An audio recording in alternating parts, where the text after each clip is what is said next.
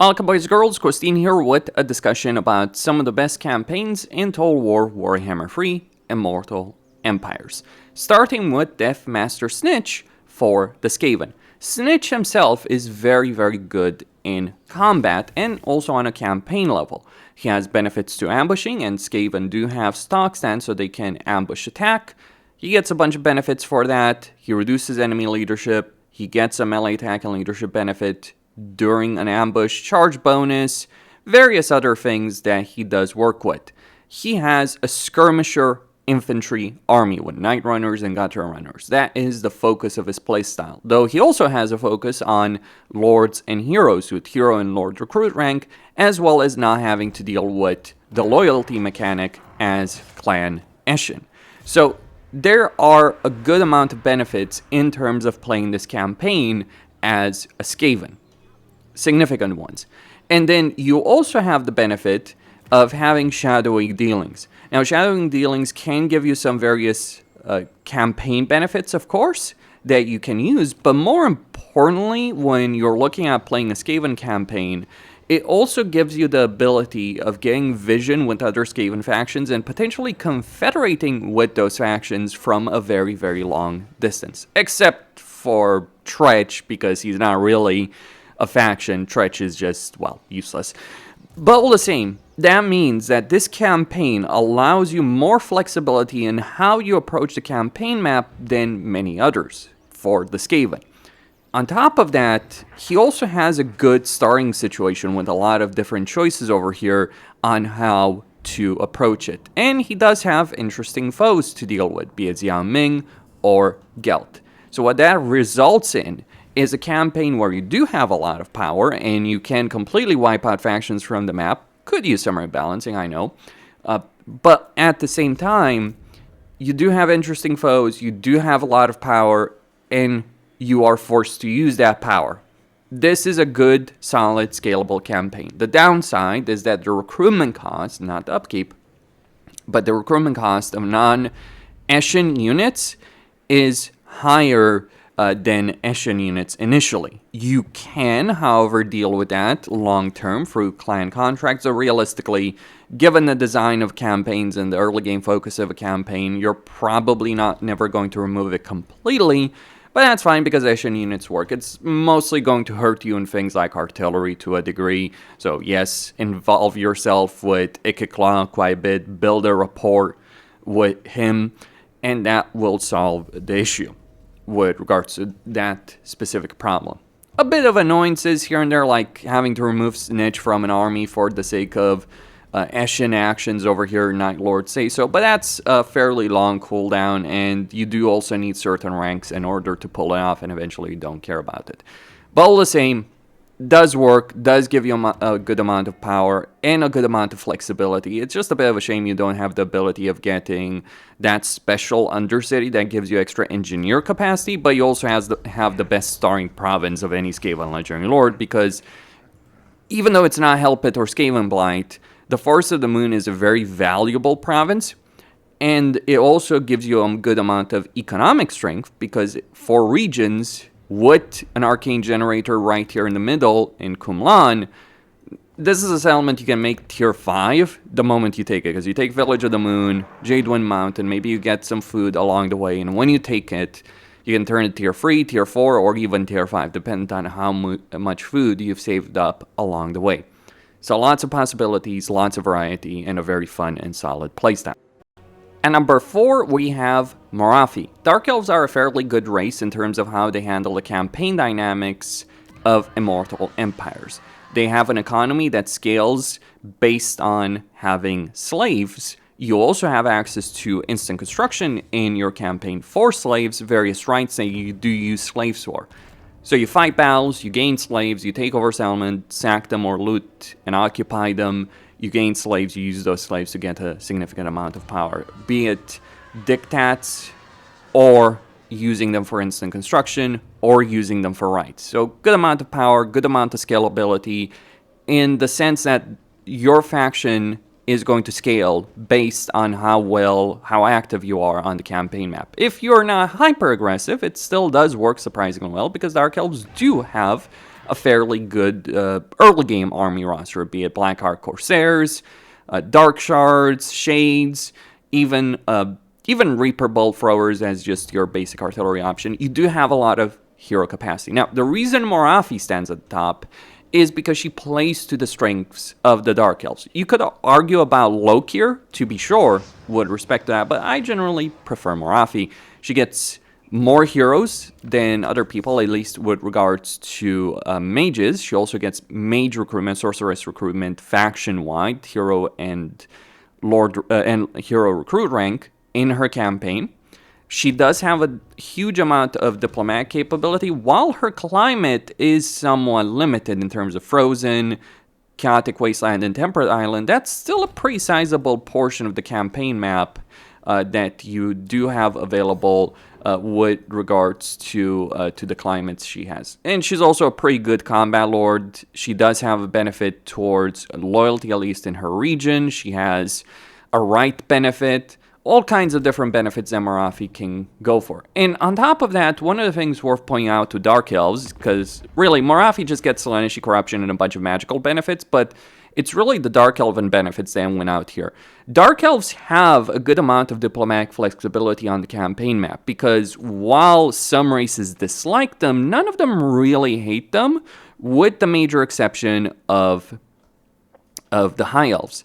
So yes, -4 aversion is nasty, would say Kislev, but it is the level of aversion that you can overcome, and you do have various diplomatic benefits that you can work with. So if you want to make the Order Tide playing as Dark Elves, Morathi specifically, or if you just want to make the Chaos Tide, either of those can work. You have a lot of combat, diplomatic, and campaign power, as well as a good amount of flexibility. Not necessarily the best climate situation, though. Here's the thing.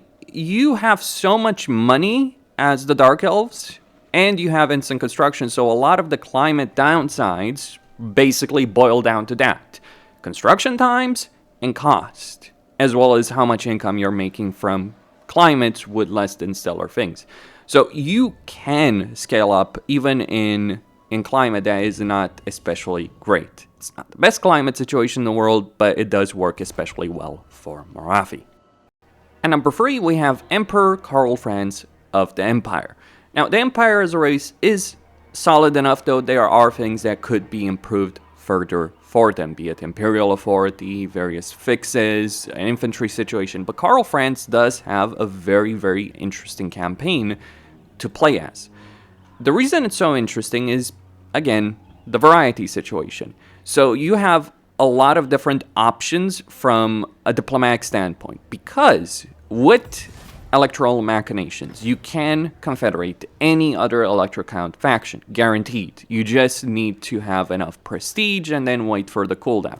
Once you do upgrade this with Emperor of the Empire, again, just get prestige. So go out there, fight enemies, get prestige, use that prestige. Once you do so, you get the ability of confederating any Imperial faction across the entire map. You just need vision with them. And since Altdorf is a popular destination for cafe and caravans, probably you're going to see Xiao Ming, you can ally Xiao Ming, and then get vision with Gelt. Volkmar is a bit trickier, Marcus Wolfhard as well, but you do have various options of making that work. And the reason that's so significant is because you don't just have a one-off campaign where you're only dealing with the immediate area. The climate situation could be limiting, sure, but again, Karl Franz is kind of one of those campaigns where you just don't care as much. It's a combination of factors between Karl Franz's power and the noble trait. So you get pretty much instant construction with noble, or one-turn construction with noble. Then you bypass any kind of growth problem with open the gates. And then you have various other benefits, giving your experience, call to arms, reducing corruption, instantly completed recruitment. So a lot of the climate problems that you do have do get resolved. Money can be a bit of an issue, absolutely, but that's why we use region trading and diplomacy to make up for it. But even if you don't use that, the sheer amount of possibilities that this campaign opens up through elector count actions, through the elector counts themselves, the various seats, the various benefits you get for these seats, make it a great campaign. As with Snikch, it is a question of rebalancing certain things. Like, it is a bit annoying that you do have some really good infantry, but you're required to take Solent in order to get access to that, and Elspeth's always going to beat you to it. Although, yes, once you do gain control of it, or once you do take control of the Electrocount seats, you do have the ability of replenishing all Electrocount state troopers in the recruitment pool, or at least one of them. And that means you do build up more slowly, which is a bit of an issue in terms of the context of Warhammer 3 campaigns, but once you do there, it is a really fun and diverse campaign. Would be a campaign that would be even higher on this list, assuming Creative Assembly would fix the mid and late game issues inherent in Warhammer 3. Because right now the early game dominates, not so much the mid and late game. And the Empire does have some late game issues, specifically with infantry. But all the same, is a campaign that works, is an awesome legendary lord, and I'm really happy with the rework CA did for Karl, Franz, and Franz the King. I think it ended up being the best Imperial campaign by far. Because yes, Elspeth has a lot of military power, gunpowder units, Gelt has magic, but what really works for Karl is just that campaign variety that others are lacking. And by the way, you have certain mods that can give you access to unique legendary lord mechanics in a campaign. So if you're to use, say, something like a climate change mod, as well as a mod that gives you Elspeth and Gelt's mechanics, this would still be a really fun campaign. There's a good amount of variety as well here, because when you look at Elspeth, she's kind of just aiming at Vlad. If you look at Gelt, he takes out the Burning Wind Nomads and then decimates everyone. As Karl Franz, you have so many different choices. Like, do you conquer Nuln? For instance, you could. Do you confederate Talabaim and just deal with Festus and Kazrak early on? Do you deal with Marienburg so that someone else, looking at you, Bretonia, doesn't deal with? Do you conquer Bretonia, or the parts of it that aren't held by Lewin and the Fey Enchantress? Many different choices, many different dilemmas, many different things to worry about, many different paths, and that's why it's a great campaign. At number 2, we have Arbaal the Undefeated of Khorne. There's not really much to say on this specific subject. Khorne is pretty good, it has a good roster, it does have that kind of variety of infantry which works very, very well right now in Warhammer 3. And the thing about Arbaal is that he's focused on the mortal units of Khorne as opposed to the demonic units, which is a significant benefit because mortal units are just that much better. They're better in auto-resolve, and in most situations, in actual battles, they're even better in battle. I know, bloodletters, shame about them and all that kind of stuff, but Chaos Warriors chosen do end up doing better than bloodletters and exalted bloodletters. So that is a benefit to Arbaal. And of course, he is a powerful lord, he does have a good skill line, he does have those kind of benefits for mortal units. I would firmly recommend getting Champions of Chaos if you're going to play this campaign. You actually don't need Omens of Destruction to really have a great time with this campaign. CA did an amazing job with this, be it hero, starting position, different dynamics. You do have the challenges of Khorne, which you will unlock fairly early, and those take you around the world to beat people up. Sure, it's a more simple campaign, so that's why I'm not going to make this too long, but it is a campaign that does work, especially well in the context of Warhammer 3. And if CA ever does fix that mid and late game issue that the game inherently has, Arbaal would actually have a very interesting campaign beyond that. Maybe some balance tweaks here and there, but it's the best campaign of Omens of Destruction, and it was the one made for free. I mean, I would have preferred Nagash as the 100th Legendary Lord, but Arbaal is fairly good, all the same. Finally, at number 1, we have Malakai Makaisson of the Dwarves, the single most played and popular campaigns in Total War Warhammer 3 at the moment.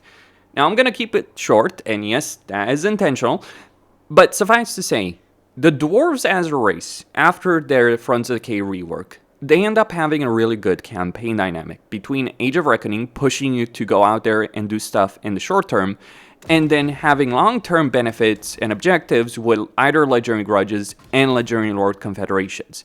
Then on top of that, you have Malakai's adventures as well as all of the awesome gunnery units that he uses.